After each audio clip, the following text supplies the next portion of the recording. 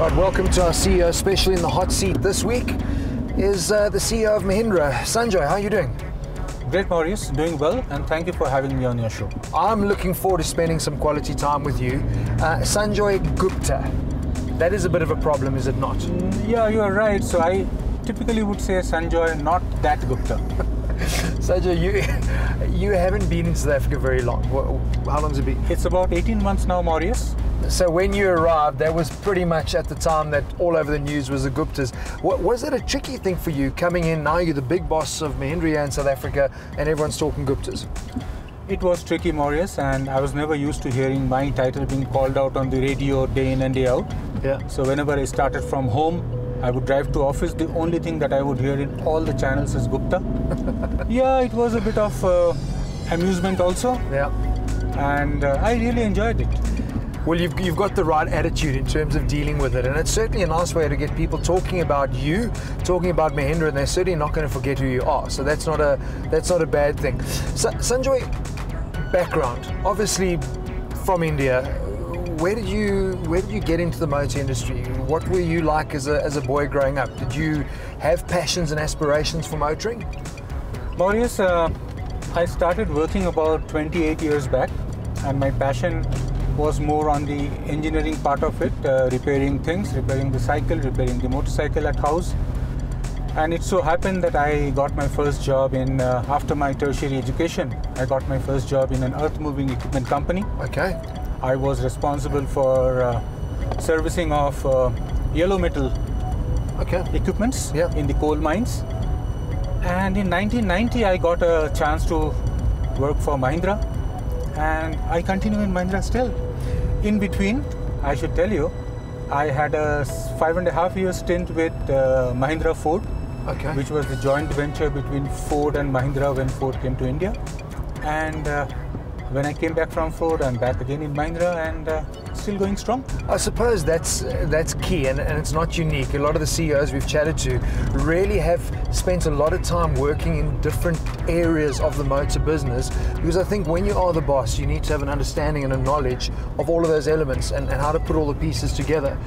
Is that the same for you? Has it helped you having all of that background and experience in working in different departments? Oh, absolutely, yes, and no doubt that the exposures in the various streams of business expands your understanding. You start appreciating the issues of the other department, and you are able to reciprocate better. Yeah. And it creates a lot of closeness with the working with the other departments when you are understanding their challenges. Of course. And that helps to take things forward easily. Is there a big difference between the Indian market, where you obviously know it exceptionally well, and the South African market? One big advantage for Mahindra is the topography of India in terms of the terrain and the usage is very similar to South Africa. India is a right-hand drive market, South Africa is a right-hand drive market. South Africans love sports utility vehicle. In Mahindra in India is the largest manufacturer and seller of sports utility vehicle, highest market share. And the difference that I see between South Africa and India really is the maturity of the market in South Africa is much higher level than compared to India at this point in time. You see all global brands. I think at my last count it was about 37 brands in this market. Maybe too many, eh? And obviously the customers have learned to live with these products from every other brand in the world. Yeah. Their expectations are very high in terms of how the car should perform, how they should be taken care in after sales. So it's very challenging, and I think this is the right market for us to be in for a long haul. And we are glad that we have products that complement the requirement of the market in South Africa. Look, it's amazing. I mean, I think a lot of South Africans don't realize just how big a player Mahindra is. I mean, 1945 was when the company started, still the biggest producer of tractors. It's unbelievable story. Anything from two wheels to buses to trucks, Mahindra produces. But you mentioned working in the passenger car side of it. Now, that's something we traditionally don't see here in the South African market. Has that been a strategic decision where you know we love SUVs, that is what you guys are good at, and compact crossovers, that's what you guys are good at? Is it the fact that maybe the passenger segment is a little bit more discerning in terms of they might expect different levels of build quality and overall quality of cars? Is that why Mahindra has been quite strategic in not bringing passenger vehicles per se to South Africa? Good question, Marius, and I would say that in terms of technology, quality, cost of ownership, fuel efficiency, Mahindra has all the expertise that they bring into their SUVs and the utility vehicles. So I'm sure transferring that into a passenger car segment, if someday Mahindra wants to come into it, would not at all be difficult. We are a utility vehicle manufacturer at this point in time. We do not manufacture passenger cars. The closest to a passenger car that you might talk about is the KUV 100. Yeah, we tested that. And did you drive that? Very good. I mean, and the bit I loved was the engine gearbox. And I'm driving something new now. The KUV 300. That's the basis of all your product at the moment. Is some really solid engines which are your own, and gearboxes which are your own. It's amazing. Yeah, that's what I was telling you, Marius. Technology-wise, I think we have made a huge progress. We do our own engine, we do our own gearbox. The electronics on our vehicle are top class. We do not compromise on safety. Yeah. Every vehicle would have airbag, every vehicle would have ABS, EBD. The SUVs particularly are very strong and sturdy. Hydrofoam chassis frames, crumple zones, front and rear, body side protection beams. Yeah. So when you travel in a Mahindra, you can rest assured that you are traveling on a safe car.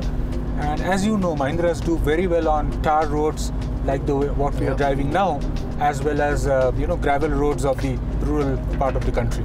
Also the tar roads in the cities are becoming more like the rural roads in the country as well. So it's good to have a car that's good on both. You need to travel to India to see what city roads are like. Well, I suppose that's what we don't realize. I mean, you're building cars for the worst possible road conditions, and I think your type of product really stands out when you are driving them on those bad roads. I think that's where the real strength lies. Going back to growing up as a boy though, I mean, was there a huge, like for a kid growing up in India, was a car an aspirational thing? Was it something that you really wanted to own? I mean, yeah, we petrol head mad, so you always had posters of cars on the wall. Was it the same for you growing up? Absolutely, yes. And I never thought I would own a car. And what was your first car? My first car was a national car, and it is called Maruti. Mahindra doesn't make cars, so obviously I could not have a Mahindra car. Yeah. So Maruti is the national car that I had. It was a Maruti van.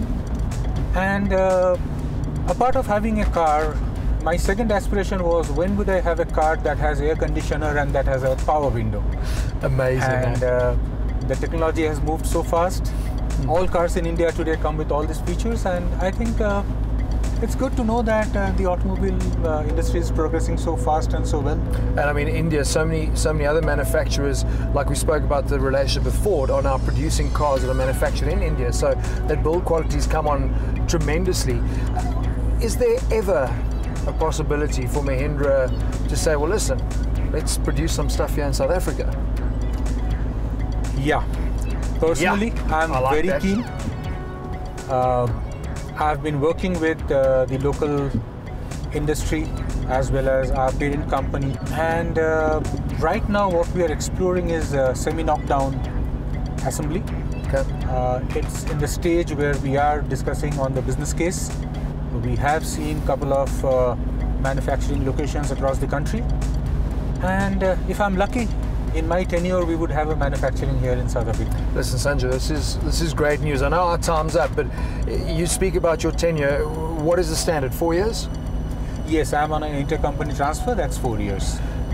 I love the fact that you're that passionate about South Africa, that you want to see Mahindra grow here as well. And I mean, the product, like I said, that Scorpio, the pricing, such a good car. XUV 500, you won that car magazine award now for the most underrated product. I mean, really, you guys are doing all the right things.